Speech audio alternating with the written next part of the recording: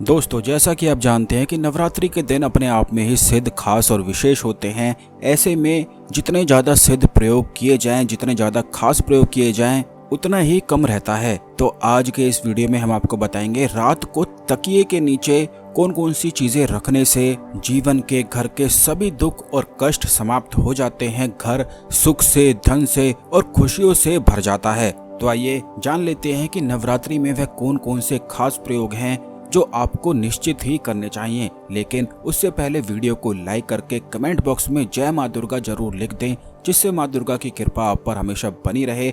और चैनल को सब्सक्राइब करना बिल्कुल भी ना भूलें, जिससे इसी तरह के खास वीडियो आपको समय पर मिला करें। अब दोस्तों, आपको बता दें कि जब भी आप सोते हैं या सुबह उठते हैं तो सोने और उठने वाला समय बहुत ही ज़्यादा खास और महत्वपूर्ण होता है। बहुत सारे लोगों की यह आदत होती है कि रात को सोने से पहले उल्टा सीधा सोचते हैं, यानी कि जो उनके साथ हुआ होता है वही सोचते हैं और सुबह उठते ही फिर दोबारा से वही सोचने लग जाते हैं, जिससे पूरा जीवन ही नष्ट होने लग जाता है। लेकिन अगर नवरात्रि के खास दिनों पर सिद्ध प्रयोग कर लिए जाएं तो जीवन में चल रहे सभी कष्ट, दुख और धन का अभाव बिल्कुल ही दूर हो जाता है। अगर आपके जीवन में धन से जुड़ी हुई बहुत ही ज्यादा समस्याएं हैं और बहुत ज्यादा प्रयास के बाद भी आपके जीवन से धन की परेशानी जा ही नहीं रही है, तो आप इस बात का ध्यान रखें कि नवरात्रि के दिनों में आपको अपने तकिए के नीचे, जब आप रात को सोते हैं तो तकिए के नीचे आपको आंकड़े के 8 पत्ते रखने हैं। और यह आपको तब तक करना है जब तक नवरात्रि बिल्कुल समाप्त नहीं हो जाती है, यानी कि 9 दिन के बाद ही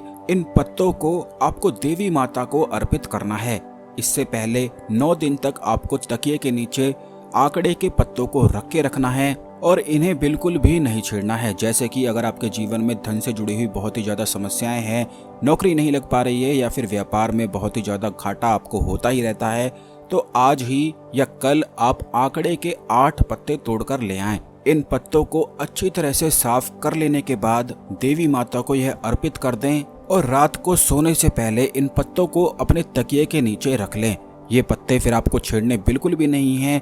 जब नवरात्रि समाप्त हो जाती है तो इन पत्तों को ले जाकर किसी भी दुर्गा माता के मंदिर में इन्हें अर्पित करके आ जाना है। जैसे ही आप इन्हें अर्पित करेंगे, तुरंत ही आपके सभी कष्ट, दुख देवी माता को अर्पित हो जाते हैं और अगले दिन से ही सुख, समृद्धि और खुशियां जीवन में लौटने लग जाती हैं। खास करके अगर आपके जीवन में दुख हैं और अगर आप अपने आप को कहीं ना कहीं फंसा हुआ महसूस करते हैं, तो आपको बिल्कुल भी घबराने की आवश्यकता नहीं है। या फिर शत्रु आपको बहुत ही ज्यादा अधिक परेशान करते हैं, तो ऐसे में आपको करना है कि 11 पत्ते बरगद के आपको तोड़ लेने हैं और यह नवरात्रि में ही इन प्रयोग को आपको करना है। ये ऐसे प्रयोग हैं जो सिर्फ नवरात्रि में ही किए जाते हैं, बाकी और दिनों पर आप इन्हें नहीं कर सकते हैं। बाकी और किन दिनों पर यह करने हैं, किस प्रकार करने हैं, इस पर हम आने वाले जो शुभ मुहूर्त होते हैं उन पर आपको बता देंगे। लेकिन नवरात्रि पर किस प्रकार करना है इसे आप सही से जान लें।